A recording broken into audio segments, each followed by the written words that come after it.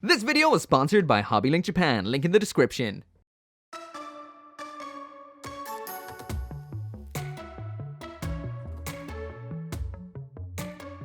So according to the side of the box, the RX-105 Kazai Gundam is the mobile suit procured by MAFD and Anti-Earth Federation movement for the attack on the Adelaide Conference. It and the Penelope are classified as 5th generation mobile suits and are said to have been developed and constructed by Anaheim Electronics. It is a unique mobile suit with a built-in Minovsky flight unit and is equipped with the latest beam barrier system. Since the Penelope relied on optional units to maintain similar functions, it can be said that the Kazai Gundam is a truly completed 5th generation mobile suit that can function independently. Furthermore, it is armed with standard equipment such as a beam rifle and shield, as well as funnel missiles that make it a unique, heavily armed unit. The large arms are also one of its iconic external features, and the forearms also function as containers for triple missiles. The Kazai Gundam is a mobile suit with extremely high degree of perfection, which fought against the Penelope and the Circe unit with Hathaway Noah as the pilot. That's what it says on the box, but when it actually comes to this mobile suit right here, this is a massive tank of a mobile suit dwarfing pretty much any other Gundam from the Universal Century timeline in general. This is pretty much the point where mobile suits collapsed when it came to size. We had small, medium, big, this is huge, and then we had victory. Build-wise, I would say do not be put off this kit even if you are a beginner because it is incredibly simple. A lot of large parts, everything fits where they should, and it's an overall simple yet thoroughly enjoyable build. Even more so, I would say, than the Penelope. There are a few more stickers than I would have liked to have seen in here, but it is not the worst, I guess. I didn't use them all, I just used, well, the eyes, cameras, and sights. But besides that, this is what it looks like out of the box with some panel lining. But hey, that's enough about that. Let's check out what we got in the box. So anyway, jumping right on into it, and there's the Kazai Gundam with absolutely everything that comes with. So of course that is that monolithic Gundam itself, a beam rifle with a hand for holding onto it. I just built it on it like this. Same goes for both of the beam sabers, which are double-ended. Each one of those has a hand as well, so that's a left and a right. We've got some parts for parts forming it into its flying form, a base adapter, and finally the shield. The last thing I'll mention here is that big old sheet of stickers, which is a little bit disappointing. At the same time, it is not the worst, but it could be a whole lot better. The Kazai Gundam looks pretty good without the stickers attached, and we're about to take a deep dive into how it looks right now. So anyway, there's the absolute, whoa, you dropped something. But anyway, as I was saying, there's the absolute beast that is the Kazai Gundam out of the box. Just snapped together with a little bit of extra effort I'll mention in a minute. There it is side by side with the RX-78-2. That's how big this Gundam is. And I know that I'm probably mispronouncing this thing's name over and over and over again. I know it is the Greek letter of the alphabet that is this one right here. And I keep saying Kusai instead of Ksai or whatever all the time. And that is like the Japanese for it stinks or something smells like, you know, poop. But yeah, this is an absolutely tremendous looking kit. Once again, it does require a few stickers. I have not used any of them besides the ones that are on the eyes there. That is it. I did use one on the beam rifle as well, we'll see later, but either way, this is one incredible looking mobile suit. The color separation is great. There's a whole ton of runners in here. Each one is unique to this kit right here, nothing reused from before, so it is a completely unique build. It doesn't feel that much like the Penelope. The Penelope, of course, is a cross between two different units, being the Odysseus Gundam and the flight unit, so it does have a lot of finickiness to it. It can kind of be a little bit loose, fall around a little bit. It's awesome, but a little bit unwieldy. And I guess just like the lore, this kit right here throws that all away. It feels more like a standard Gundam, just bigger with a lot of thick parts and a few little unruly bits up at the shoulders, but not a lot. Let's get it spinning and talk about it a bit more. So anyway, there's the full 360-degree spin, and as usual, on the left is the Gundam spinning, and on the right is the image of what it should look like based on the official art. So all I can say is this is pretty much bang on the money. For such a detailed Gundam, they've really slayed it right here. There is some minor color discrepancies here and there, but Bandai's been getting smarter and smarter, more proactive with their use of stickers lately. They tend to try and keep them away from the body of the Gundam, especially away from the head and front perspective, and they've done a great job of that here. So any stickers that we do need to use, they're mainly round back or on the accessories, not necessarily on the Gundam from the front here. So once again, looking fantastic. It's big, monolithic, threatening, and I love it. So at this point you might be thinking what I'm thinking, and that is, this actually looks great with fantastic color separation. Where do the stickers actually go? Because it looks fine as is, and I agree, it does look fine as is, but let's just talk about where they go. So all those orange rectangular ones on the left, those are for inside a bunch of the vents. Same goes for 7, which is more of the rectangular orange ones. Those orange number 8s right there, those are actually for on the sides of the feet, these little recessed points. As for number 4 and 5 down here, those ones go on these recessed sections on the chest, those should be orange. 10 and 11, those red ones, those go on the front skirting armor. The same goes for 12 right here, those go on the front skirting armor too, just up a little bit further. Those absolutely colossal ones, which are 14 and 15, those go on the tips of these little pointy wing sections around back. 18, this bit of a tryptophobia looking one right here, that's for over this tryptophobia section on the back of the shield. And finally the grey ones, which are 19 and 20 down here, those were also meant to go on these sections right here on the front of the chest. So now moving on to probably the most fun part of this review, and that of course is the size comparisons with this absolute Gundam heavyweight. There it is side by side with a standard Gundam, which is the RX-78-2. That's what it'd be like if it was getting into a gunpla battle with the Earth 3. Even Unicorn Gundam looks pretty puny beside this behemoth. Same goes for the new Gundam, even the HWS one. Now this is probably the closest in size and oh, drunkenness. But yeah, the HWS is one bulky boy too, but just not quite as gargantuan. Next up there is what an Iron-Blooded Orphan's Gundam frame would look like in comparison. How about if 00 came to throw down? By the way, let me know if there's such thing as too many size comparisons, because I love to see what different Gundams from different universes would look like if they're standing side by side, ready to throw down. But from the same universe and same movie, there is the high-grade Messer, also a big boy. And next up then, there is that giant mechanical chicken known as the Penelope, which is absolutely huge. So yeah, this is more like the size of the Odysseus Gundam in there with a little bit of the parts. So yeah, still not quite as big as that Penelope. Because it's on the other side of the room, I always forget to throw in the real grade Sazabi, so that's how big it would be compared to the Sazabi standing side by side. And if you think about it, just the evolution of the size of Gundam is crazy. What is the next? Oh yeah. They get very, very, very small. But yeah, I will admit at this stage that's totally just a joke. I have gotten over my issues with the fact that mobile suits are getting huge, then tiny. Mainly due to the fact of building tons and tons of advanced Zeta kits, even the kits from Hathaway's Flash, like the Penelope especially, that I've started to appreciate the small form factor of something like the F-91, Victory Gundam, Crossbone, etc. It makes a lot more sense, of course, when it comes to the dodging of giant killer beams that'll wipe you out in one hit. But also the model kits too, when they're very small and very nicely designed like the Crossbone, are incredible and fun to play around with. It really does show that when it comes to Gunpla and Gundam as a whole, there really is something for everyone. Small, sleek, big, massive, over the top, the Gundam universes are full of so many different types of mecha, and it's just awesome. Anyway, moving on. So flashing back to the beginning of the review, and there's everything that comes in the box with the Kasai Gundam, so let's check it all out one by one. So as for the hands in here, these are all fixed pose hands, and what we have are these widespread dynamics. We've got a pair for holding onto beam sabers, which can double as fists when they're not attached like this. And then one right hand for holding onto the beam rifle. So no southpawing this particular Gundam. Attaching the hands is simple, it's just pop them off like so. These are not ball jointed, you'll notice. Well, not just ball jointed. So there is a ball joint right here inside of that, but the actual attachment point is a 3mm peg, or is it 4 maybe? Attaching in the alternate hands is simple, you just pop it in where it came out like so. As for the beam sabers themselves, they're in that very nice green. Does this glow under blacklight? Let's see, I can't reach all the way back. Get back there. Hit up the blue, and does it glow? Yep, that's definitely glowing, so if you've got a UV light, these will glow. So these can be used as standard beam sabers, just like so, with one blade or with two blades like this. That just pops into the bottom hole. Now I will mention that the bottom beam is a little bit on the loose side,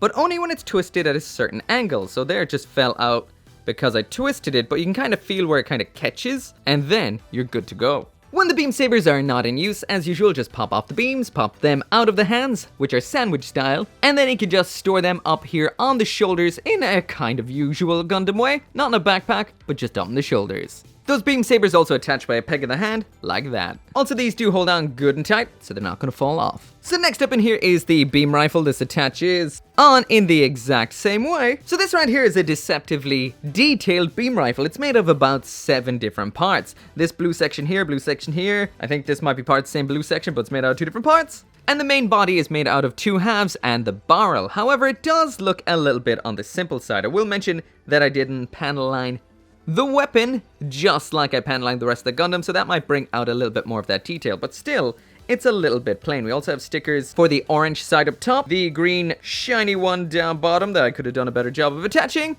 But yeah, on the whole, it does its job, and does it pretty well. According to the blurb, this is the Psy Gundam's main armament. It is said that the initial velocity is close to double the specs of previous models, and its power was enough to destroy a Gustav Karl with a single shot. An energy pack is attached in the rear end of the weapon. Next up then here is the shield, which does look incredibly plain, and if you look at it inside of the instructions, in order to combat that, they've painted some of the outside armor in a light grey color. Now, we do not get stickers to do that, only for the inner venting or missile sections there. As it stands, it is just one big plank of white, even though it's made of a lot of parts. Not so bad round back, because it is in grey with a little bit of a sliding connection point right there. And to connect that, as you'd expect, it slots into the back of the forearm. We've got a little hatch section here you can pop off like that. This then pops into that hole like so, which makes me wonder if all of these little segments that are here, similar to the one we just pulled off, are little hard points underneath in the lore or not. But yeah, even though it does look a little bit plain, it is hefty and holds on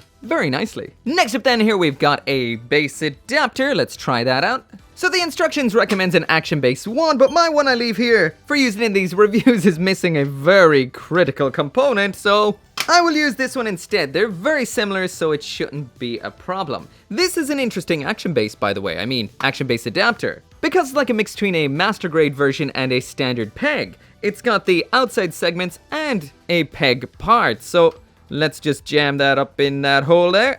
And yeah, that seems to do absolutely fine. Now, I will mention right here that the Penelope did come with an action base, and there was a limited edition version of this that I did just miss, which I'll pop an image of up right here. And that was a Penelope and the Psy Gundam together, firing a hell of a ton of missiles at each other, and that looked pretty cool. That one may just include an action base, but I'm not quite sure.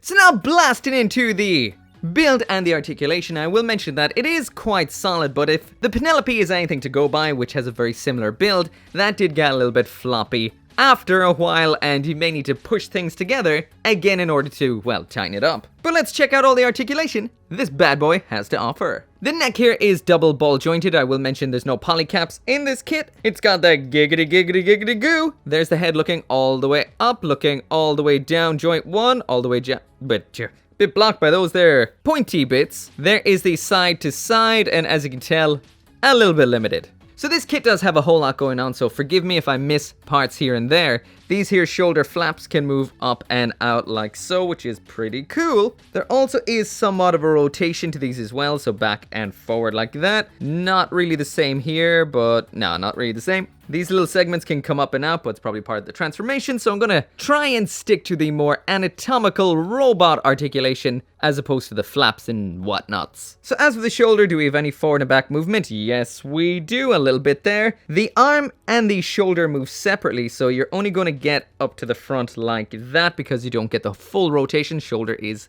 in place on top. There it is all the way to the back. There, actually, get that off. There it is all the way out, so that is not bad. I'm actually very impressed by that solid T-pose right there. Full rotation right here at the upper arm. We've got a second point of rotation down here at the forearm. The wrists, like we saw earlier, are a mix of a ball joint and a peg, but they are blocked a little bit by the rear. Whoa, it exploded! But yeah, as you can see, it is a ball joint at that point right there. Rebuild that on 1 and 2.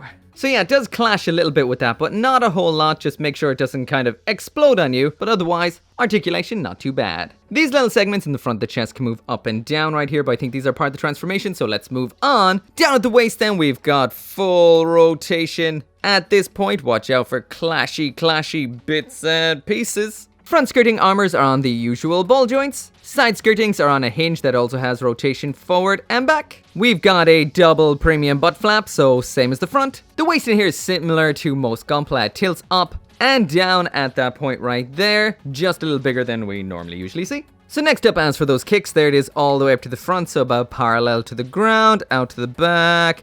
We get a little higher than that. As for the splits, can it pull off the splits? No problem whatsoever. We've got a double jointed bend at the knee that gives us one hell of a bend. Little nice side flap on here. Getting the foot on the ground for that ankle test. There it is all the way to the front, very limited. All the way to the back, again quite limited. And the side to side, hey, guess what? It's limited to the outside, but the inside, it's whoa, off. I thought that was really good. It was just falling off. It's limited. We also have a toe bend here, but the armor can kind of clash a little bit. Move that by. There it is, bent all the way down.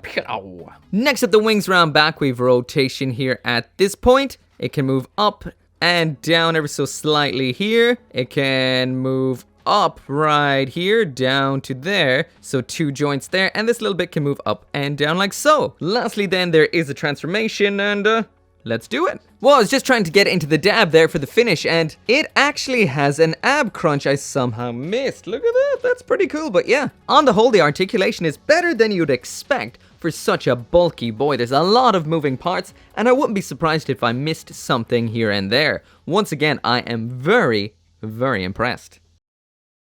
So anyway, jumping into that transformation from mobile suit form to flight form, first off we need to get it up on that action base. Once again, the instructions right here recommend an action base 1. I do not have one of those functional at the moment, so I just used an action base, whatever this is. First step is to point the toes downwards. The instructions say to remove the side pointy bits off the sides of the feet, the big flippery parts. I find this doesn't need to be done. You can just be careful while pointing them down and everything is fine. Next step then is you need to strip off the wings, then take off the little attachment segments under the wings, flip down these white flipper parts on the sides of the legs, and next up we need to remove the beam sabers. Now this is another thing I find you don't really need to do. It says to take off the beam sabers before folding back the beam saber attachment rig section, but I find you can actually do this with the beam sabers still attached again. It's probably so you don't break the connection point, but if you're careful, I feel you don't need to do it. Next up, you need to flip up the shoulder armor on the front and the back. The back segments have a bit of a fold out gimmick which extends them out slightly. Now we need to reattach on the wings. There is a left and a right one here. I'm pretty sure I have them on the wrong way around. But the only thing different between the two is the angle the thrusters are attached. But yeah, once that's all done, it's a very simple transformation, but it does involve a little bit of a parts formation. 2 parts have to be removed, 2 parts have to be added, but besides that it's solid, looks good, and a hell of a lot less fuss than what we would have seen with the Penelope. Pretty cool right here. So anyway, that right there is it for the review, and this one is hard to rank. Actually, it seems like a lot of kits are getting a bit hard for me to rank lately, as I've been going through a lot of older kits and getting a better feel for what different grades are like, and how they've been over the years, not just in the last couple of years. Gunpla really isn't just one linear line. There's so many differences and so many factors in which to base something on. So if I just take everything one at a time and then I'll come up with it via some kind of brain magic at the end. Aesthetically, this thing looks fantastic. It's big, it's awesome, it looks like absolutely nothing else besides maybe the Penelope, but this has a little bit more of a standard mecha flair as opposed to a big mecha chicken flair. The accessories that we get in here are not the greatest. They're very, very plain compared to the mobile suit itself, and some of them do require some stickers, so I guess they're not the greatest in themselves. They're not bad by any means, they just are not mind-blowing. And when I mention stickers, the kit does need some stickers too, so the color accuracy is not 100%. Lastly then, when it comes to the articulation, I was more impressed by this than I thought I would be. It can pull off a whole lot of poses for something so big and bulky. When it comes down to it, it's the looks and the articulation that make this so unique, and to a degree, in my opinion, even better than the Penelope, which I ranked Gundarium tier. Now I admit myself, Gundarium tier is an absolutely stupid rank, but I love it nonetheless. If you take other big gunpla like the Kshatriya, this definitely, in a way, is packing in a lot more modern engineering than something like that, so it is a more satisfying out-of-box build and more satisfying model kit in my opinion. Also, when the Penelope review came out, there was no platinum tier, so I would not think it's platinum tier, definitely not. I would have to tick all the boxes to make it platinum tier, but at the same time, I don't feel it's gold tier because it doesn't feel like high grade, so that means it is Gundarium tier. And once again, I have to say, that just means it is a completely different building experience and not like much out there. This is not a standard high grade, this is something else. It doesn't necessarily make it the best around, it just makes it so unique, it is unmissable. So that's what this is, and I still highly recommend you try one out if you can. As always, thank you so much for watching. Make sure to come back for more gunpla reviews. As always, all my thanks to Hobbylink Japan for supplying this to me, and the link is down there in the description. And I'll see you next time. And as always, I cannot finish this video right here without thanking each and every one of you guys, including those who support me on the channel members and over on Patreon. Channel members like Craig Jury, and patrons like Tyler Sanders, Brian Perez, Caleb Engelhart, and Sean T.